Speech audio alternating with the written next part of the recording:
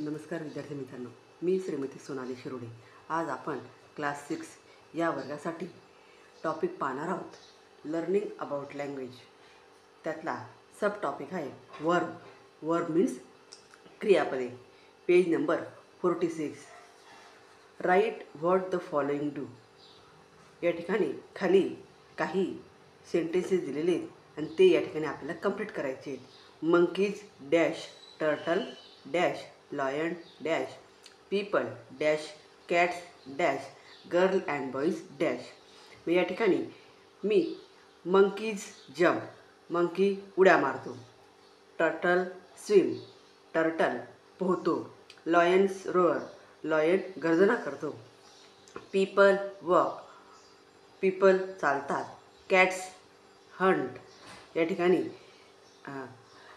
Cats ही जी आहे ही शिकार करते।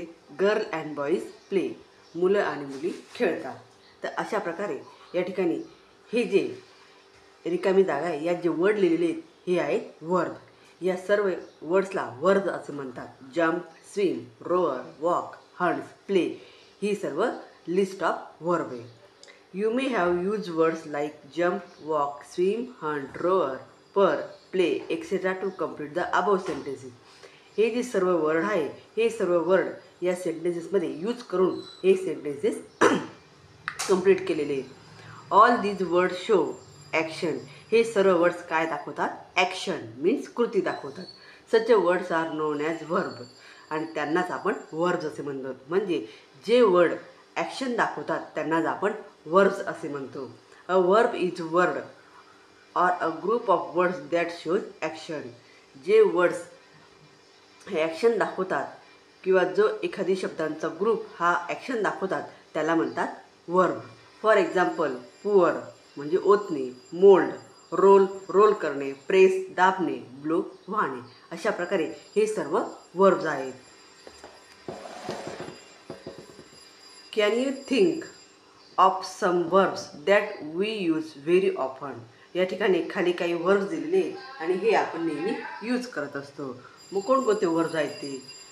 कम, इथं डॅश डॅश दिलेले आणि ते वर्ब्स आपल्याला कंप्लीट करायचे आहेत। COME कम, गो GO, give GIVE, give means देणे। टेक TAKE घेणे। ब्रिंग BRING, ब्रिंग आणणे। CAN can. Join JOIN, join म्हणजे जॉईन करणे। रीड READ वाचणे। राईट WRITE, राईट्स मीन्स लिहिणे। अशा प्रकारे हे खाली काही वर्ड्स दिलेले आहेत, त्यांचे इनकम्प्लीट स्पेलिंग दिलेले आणि मी ते कंप्लीट स्पेलिंग या ठिकाणी राईट डाऊन केले। त्यानंतर some verb tell us what is happening. असे काही वर्ब असतात की जे भूतकाळात घटना घडल्यानंतर सांगता येतात। ऑर हॅज हॅपन, काही वर्ब्स हे वर्तमान काळात वापरतात। ऑल विल हॅपन, आणि काही हे भविष्य काळात वापरतात। Etcetera even when there is no one to do it. For example, त्या ठिकाणी खाली काही एक्झाम्पल दिले। इट रेन, तेथे पाऊस पडलेला होता। म्हणजे पडलेला होता हे आहे वर्ब आणि हे आहे हॅपनिंग वर्ब म्हणजे भूतकाळातलं। इट बिकम डार्क, त्या ठिकाणी अंधार आहे, हे आहे वर्तमान काळातलं।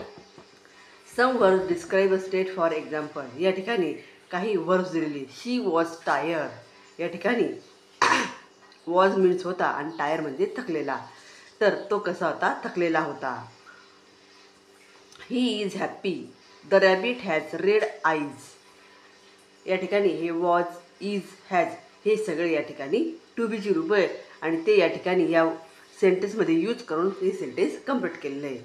तर विद्यार्थ्यांनो, अशा प्रकारे वर्ब्स हा जो टॉपिक आहे हा या ठिकाणी मी एक्सप्लेन केलेला आहे। व्हिडिओ आवडल्यास व्हिडिओला लाईक करा, शेअर करा आणि चॅनलला सबस्क्राईब करा। थँक्यू।